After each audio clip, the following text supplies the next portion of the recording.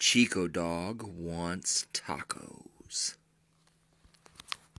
It is I, the Asapunk, here today, and today we're going to make some stovetop chicken tacos.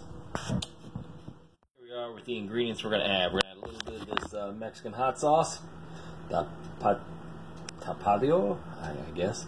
I don't know. It's a pretty good sauce, Mexican flavor. Some Italian dressing, as usual for Zing. For our tomato base, instead of using something like pizza sauce, today we're going to use some creamy tomato with basil, heart-healthy progressive soup that someone gave me, and the rest of my leftover taco seasoning. I'm trying to make these videos quicker and babble less in them, so I skip some steps to save time. Here is some cut-up chicken in a frying pan.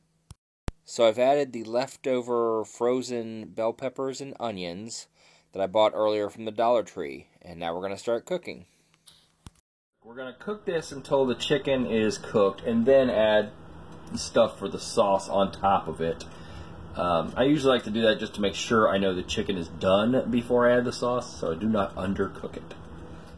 We have that on our medium heat. What we're going to do now is add some Italian dressing. I didn't have any cooking oil left anyway, and I like the zing it gives. So we're going to stir that in. That'll help it, even though this is a non-stick pan, it is going to help it to stay unstuck. Stir that around, let that get to where the chicken's cooking.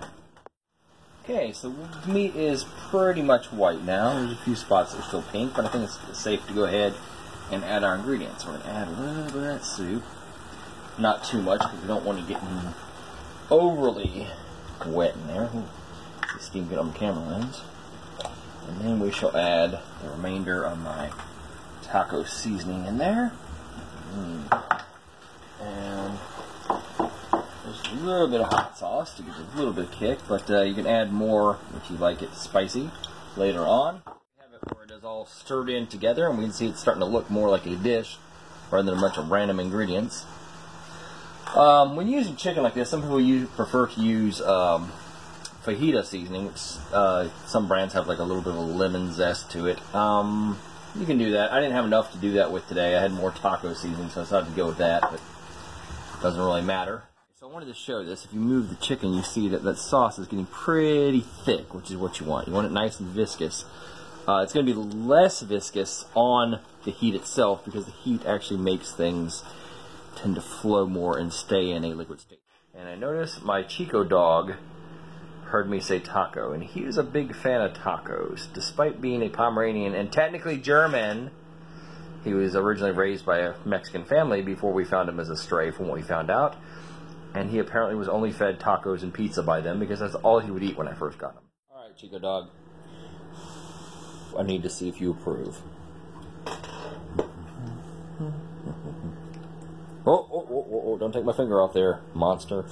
Yes, the Chico dog approves. What's the score of this one? 9 out of 10, you like beef better? Okay, I'll keep that in mind for next time, buddy. So we have our microwaved tortillas. Separate them a bit. And for tortilla number 1, we will add our cheese. Yes, why cheese on the bottom? Well, that is because the heat of the freshly cooked chicken will help that to melt a bit. Now, some people get a little excited when they put their chicken or beef or whatever on their taco. In my case, I try not to put too much per, because it makes it easier to fold.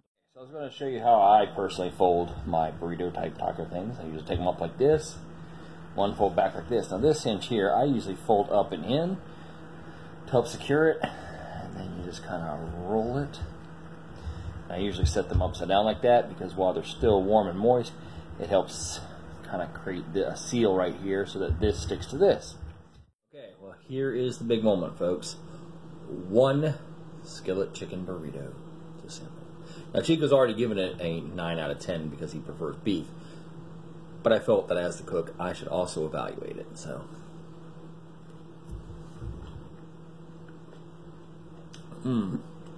I'm going to just screw with Chico. I'm going to give it a 9.5 out of 10. So, hope this video isn't as boring as the last one. Trying to cut it short.